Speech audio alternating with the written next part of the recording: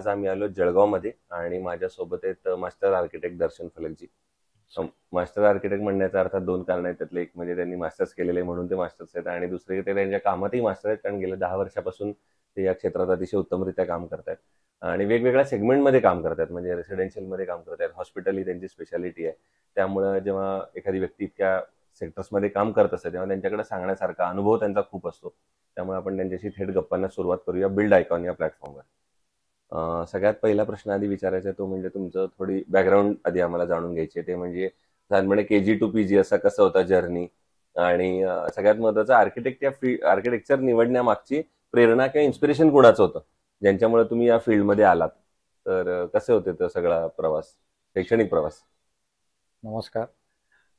KG to PG हा प्रवास फारच इंटरेस्टिंग होता. म्हणजे 10वी-12वी पर्यंत तर अजून काय व्हायचंय किंवा काय करणार आहे आपण याचं काही क्लॅरिटी नव्हती. पण आमचे आत्ते भाऊ आहेत, ते स्वतः आर्किटेक्ट होते. तर त्यांचे काम पाहून पूर्वीच्या वेळेस आमच्या शीट्स असतात मोठ्या आणि त्यावर ड्रॉइंग्स करावे लागतात. सो ते ड्रॉइंग्स ते हाताने करायचे, कारण लॅपटॉप्स किंवा कम्प्युटर्स ते जस्ट इन्व्हेंट झाले होते, सॉफ्टवेअर पॉप्युलर होत होते. पण पूर्वीची जी पद्धत होती हाताने काम करायची, मग ती बारकाई वगैरे ते पाहून एक उत्सुकता जागृत झाली. आणि ते पाहून मग ठरवलं की आर्किटेक्चर मध्ये आपण जायचं, कारण सायन्स बायोलॉजी थोडं वीक होतं म्हणण्यापेक्षा यामध्ये कुतूहल जास्त होतं. बरोबर, आवड जास्त होती. बरोबर, ठीक आहे. आणि मग 12वी नंतर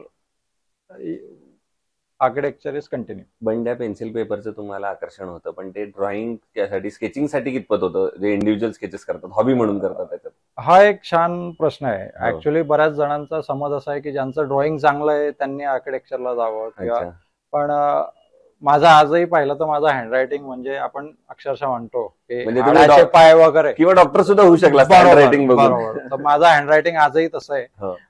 ड्रॉइंग किंवा स्केचिंग बद्दल माझा एवढा काही अनुभव पूर्वी नव्हता.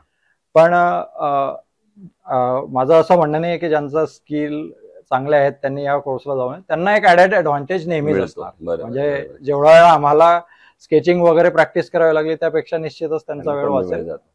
पण बेसिकली इमॅजिनेशन पॉवर तुमची मात्र चांगला असते. म्हणजे this course allows you to imagine the way you want. Exactly.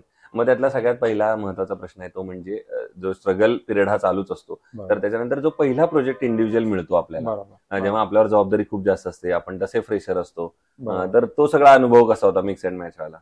आता या केसमध्ये थोडं माझा जो एक्सपिरियन्स आहे तो वेगळ्या पद्धतीने, कारण मी पोस्ट ग्रॅज्युएशन झाल्यावर इमिजिएटली प्रॅक्टिसमध्ये, ग्रॅज्युएशन झाल्यावर मी इमिजिएटली प्रॅक्टिसमध्ये नाही आलो.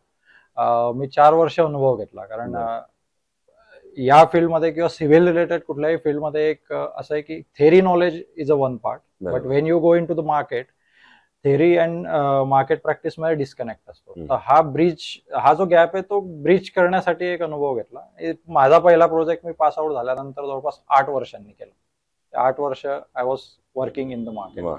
आणि तो एक्सपिरियन्स एक म्हणजे आजही ज्या वेळेस ते क्लायंट त्यांच्या घरात शिफ्ट झाले, त्यांनी एक रात्री 11:30 पावणे 12च्या दरम्यान त्यांचा मेसेज आलाय की नवीन घरामध्ये माझ्या आईला शांत झोप लागली.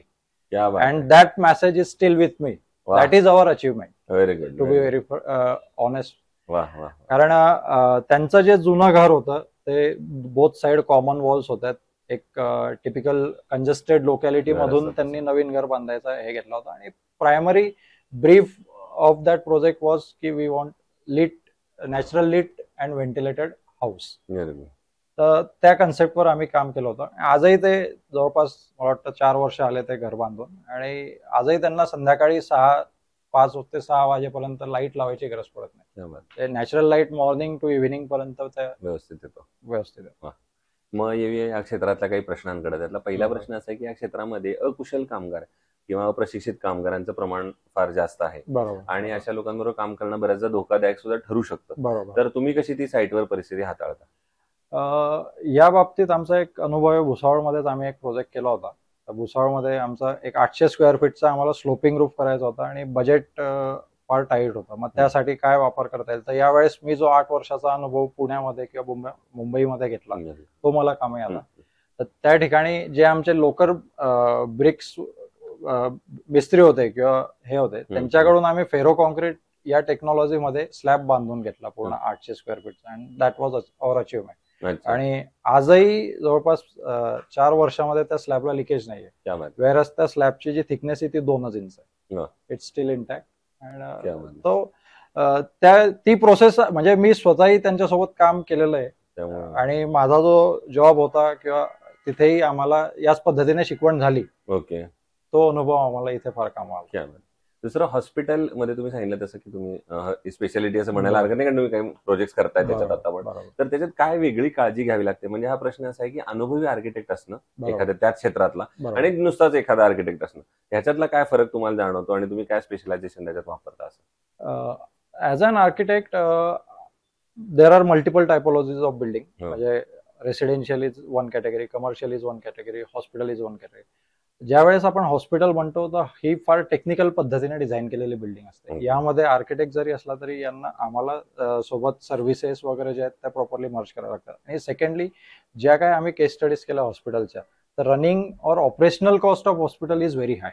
अच्छा. Due to 100% dependency on artificial lighting. बरोबर.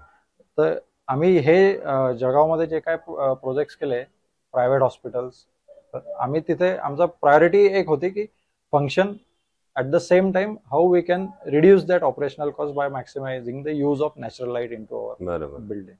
क्या बात. And that's how we are Doing it. exploring with the ठीक. hospital. Very good. आता एक थोडा वेगळा प्रश्न आहे यापेक्षा.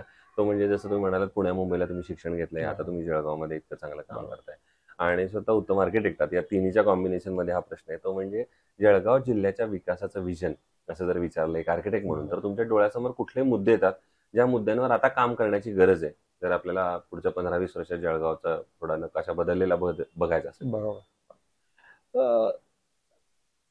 ॲज अन आर्किटेक्ट ज्यावेळेस आम्ही एखाद्या शहराकडे पाहतो किंवा जळगावचीच आपण जर केस घेतली, तर जळगावमध्ये शहराचा विकास नुसतं डेव्हलपमेंट म्हणजे फिजिकल ग्रोथ आणि डेव्हलपमेंट या 2 वेगवेगळ्या गोष्टी आहेत.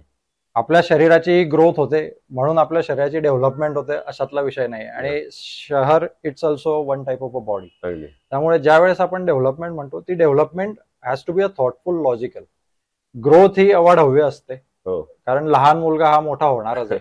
पण जे आपण संस्कार म्हणतो ते संस्कार त्यात आला तर आपण म्हणतो की एक पूर्ण काय म्हणतो पूर्ण सुगुणांनी ती ग्रोथ झालेली आहे किंवा डेव्हलपमेंट झालेली. हे 2 मुद्दे आहेत. तर जळगावमध्ये पाहताना आपला इन्फ्रास्ट्रक्चर आहेत, शहरं वाढतायत, पण ती लॉजिकल डेव्हलपमेंट व्हायला हवी. आणि जळगावमध्ये सगळं आहे. जळगावमध्ये MIDC आहे, प्रॉपर कनेक्टिव्हिटी आहे, पाणीची अवेलेबिलिटी आहे, जे रिसोर्सेस एका शहराला वाढण्यासाठी किंवा डेव्हलपमेंटसाठी लागतात ते सगळे.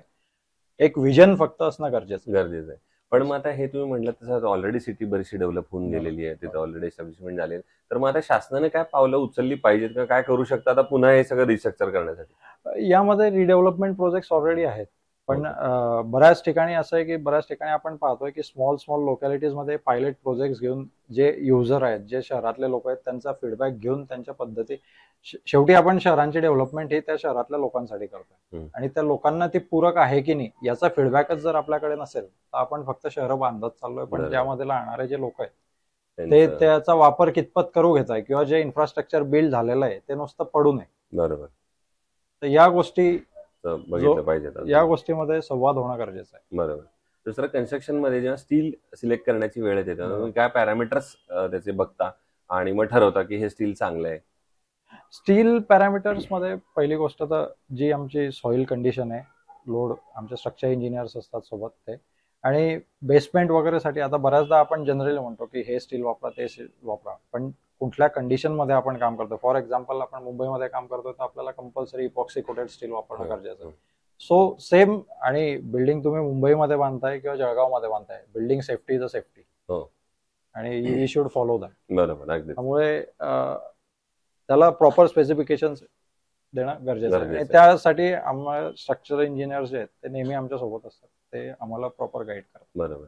दुसरं, आयकॉन स्टील कुठल्या प्रोजेक्टवर आजवर वापरलंय का तुम्ही? आम्ही वापरलेलं आहे आयकॉन स्टील.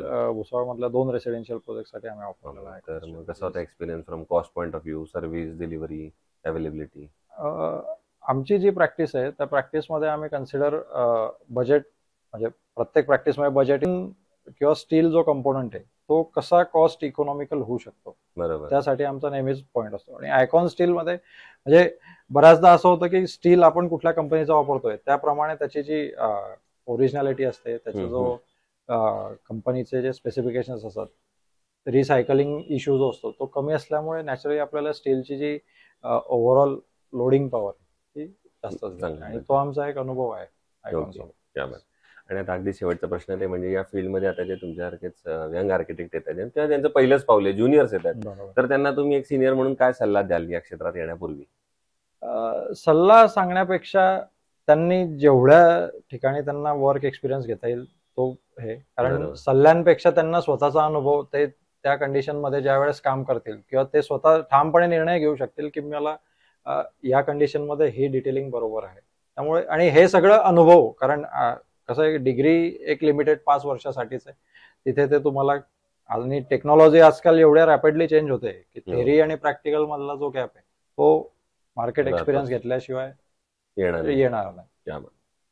सो हे होते आर्किटेक्ट दर्शन फलकजी, आणि त्यांनी सांगितलं त्याप्रमाणे डिग्री ही काय तुम्हाला थेरॉटिकल नॉलेज देणार आहे, ते तुम्हाला डिग्री देणार आहे, पण एक्सपिरियन्स आहे ते तुमचं काम देणार आहे. त्यामुळे बरोबर. तुम्ही लवकरात लवकर फील्डवर जास्तीत जास्त काम करा, साईटवर जास्तीत जास्त काम करा, तर या क्षेत्रामध्ये तुम्ही नक्की प्रगती करू शकाल.